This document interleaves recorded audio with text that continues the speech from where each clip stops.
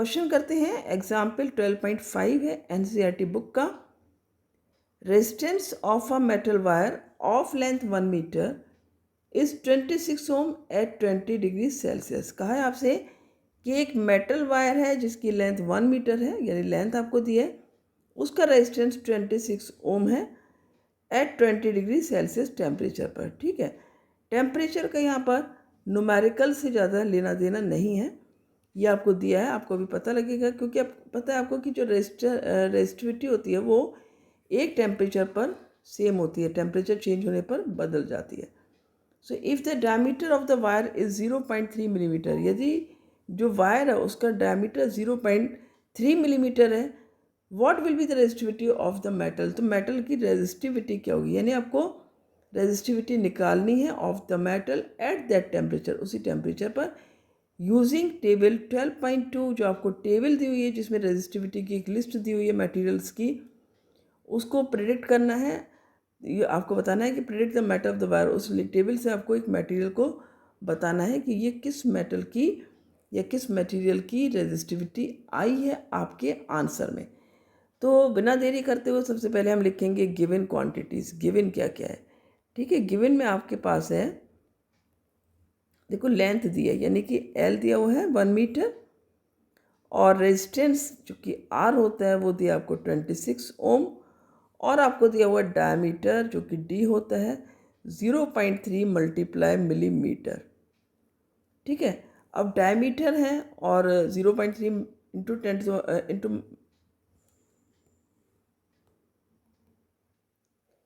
साथ ही डी दिया हुआ है जो कि 0.3 मिलीमीटर। ठीक है, और आपको निकालना क्या है, यहाँ पर रेजिस्टिविटी निकालनी है। तो रेजिस्टिविटी क्या होती है, आपकी रो होता है। अब यहाँ पर आपको डी दिया है, एरिया ऑफ क्रॉस सेक्शन नहीं दिया है, जो कि आपका फॉर्मूला यदि हम देखें तो फॉर्मूला होता है आपका R is equal to rho L upon A. और यदि हमको रो निकालना है, जो कि हमें इसमें न्यूमेरिकल में कहा है निकालने के लिए, तो क्या फॉर्मूला जाएगा, आर ए मल्टीप्लाई करेंगे ऊपर हो जाएगा और एल जो है वो डिनोमिनेटर में जाएगा। इस फार्मूले का आपको यूज़ करना होगा इस न्यूमेरिकल के अंदर। अब यहाँ पर ए नहीं दिया है, आपको क्या पता है कि यदि हम एक वायर की बात करें तो उसमें एरिया ऑफ क्रॉस सेक्शन देखते हैं, और एरिया ऑफ क्रॉस सेक्शन यदि हमें नहीं पता होता है तो हमें फॉर्मूला लगाना होता है, A is equal to pi r square हो जाएगा। ठीक है, अब यहाँ पर डी दिया है, आर निकाल सकते हैं या फिर हम डी को भी यूज़ कर सकते हैं। तो यदि आप डी को यूज़ करोगे तो आप लिखोगे पाई डी स्क्वायर अपॉन 4। ठीक है, या तो आप इसको यूज़ करोगे, और यदि आप पाई आर स्क्वायर लिखते हो तो सिंपली ऐसे यूज़ करोगे, राइट। डी आपका है मिलीमीटर में डायमीटर, इसको हम मीटर में चेंज करेंगे। मीटर में चेंज करने के लिए आपको क्या करना होता है, आपको पता है 1 मिलीमीटर इक्वल्स होता है आपके 10 टू द पावर -3 मीटर। ठीक है, यदि आप इसको लिखोगे तो 1/1000 आ जाएगा। ठीक है, तो ये आपका होता है। तो 0.3 मिलीमीटर किसके बराबर हो गया, ये हो जाएगा आपका 0.3 multiply 10 to the power -3 metre, और आप इसको 3 मल्टीप्लाई 10 टू द पावर -4 भी कर सकते हो। ठीक है, कैसे, क्योंकि जब आप डेसिमल हटाओगे तो एक और 10 नीचे आएगा, उस 10 को जब हम ऊपर ले जाएंगे तो नेगेटिव में पावर में आ जाएगा। तो ये आपकी डी की वैल्यू आ गई मीटर के अंदर। ठीक है, और यदि आप डी में रख रहे हो तो आप फॉर्मूला लिख दोगे पाई डी स्क्वायर अपॉन 4। आर करोगे तो आप इसको यहाँ पर 2 से डिवाइड करोगे और फिर आप आर स्क्वायर लिखोगे। ठीक है, तो हम करते हैं क्वेश्चन, हम इसको डी में ही रख लेते हैं। तो हमने लिखा rho is equal to R A upon L.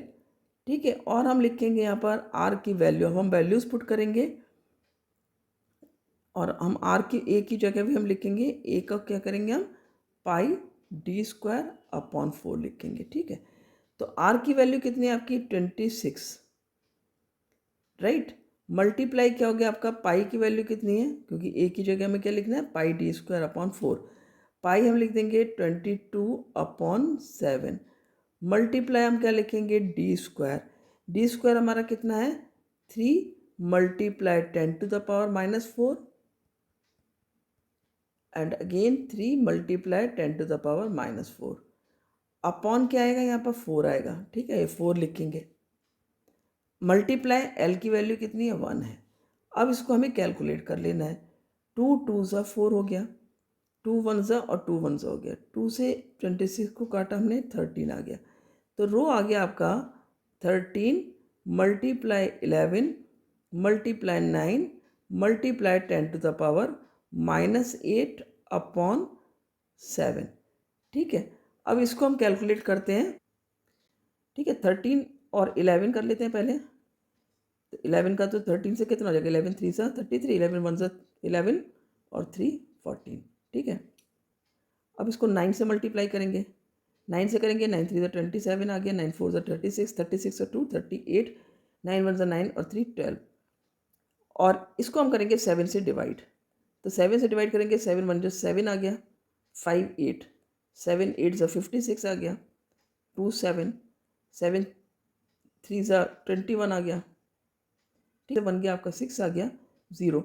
ठीक है, 7 8 सा 56, 4 0 7 5 सा। तो ये जो आंसर आ रहा है इसको हम 183.8 लिखें या फिर 184 सिंपली लिख सकते हैं। तो ये हमारा आ जाता है answer 184 multiply 10 to the power -8। ठीक है, ये हमारी किसकी वैल्यू आ रही है, रो की, किस में आ रही है, मीटर में। अब हम क्या कर सकते हैं, जब भी हम इस तरह के आंसर्स लिखते हैं तो हमें डेसिमल को शिफ्ट लगाना पड़ता है यहाँ पर, तो थोड़ा सा सही वैल्यू लगती है। 1.84 हमने किया, अब 1.84 करेंगे तो क्या कर रहे हैं हम, दो डिजिट से पहले डेसिमल लगा रहे हैं। तो यहाँ पर ये क्या बन गया, 10 टू द पावर -6। क्यों, जैसे यहाँ पर यदि हमने 184 था और इंटू 10 टू द पावर -4 था, अब मैंने यहाँ पर दो डिजिट से पहले यदि डेसिमल लगाया है तो इसकी वैल्यू कुछ इस तरह से बन जाएगी, 10 टू द पावर 8 है यहाँ पर ये। ठीक है, तो ये हो जाएगा 10 टू द पावर -8 मल्टीप्लाई, और ये जो दो डिजिट से पहले हमने डेसिमल लगाया 10 टू द पावर 2 आ जाएगा यहाँ पर। ठीक है, तो -8 में से 2 गया, क्या बचा आपका -6। तो ये हमारे रो की वैल्यू आ जाती है। राइट, ये हमारा आंसर आ जाता है। अब आपका पूछा है कि यूजिंग द टेबल आपको बताना है कि ये किस मटेरियल की रेजिस्टिविटी है। तो देख लेते हैं उसको। तो ये देखो, यहाँ पर ये टेबल दी हुई है और टेबल में ये रेजिस्टिविटी आपकी आ रही है मैग्नीज़ की। मैग्नीज़ की रेजिस्टिविटी आ रही है आपकी जो कि 1.84 इंटू 10 टू द पावर -6 है। तो ये हमारा आंसर मैग्नीज़ है, मटेरियल जिसकी रेजिस्टिविटी हमने फाइंड आउट की है।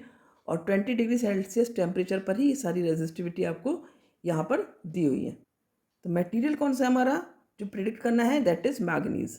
मैग्नीज़ की जो रेजिस्टिविटी है वो है, रेजिस्टिविटी ऑफ मैग्नीज़ कितनी है, 1.84 multiply 10 to the power -6 metre. ये हमने टेबल में देख लिया। तो इस तरह से आप आंसर को निकाल लोगे। Thank you.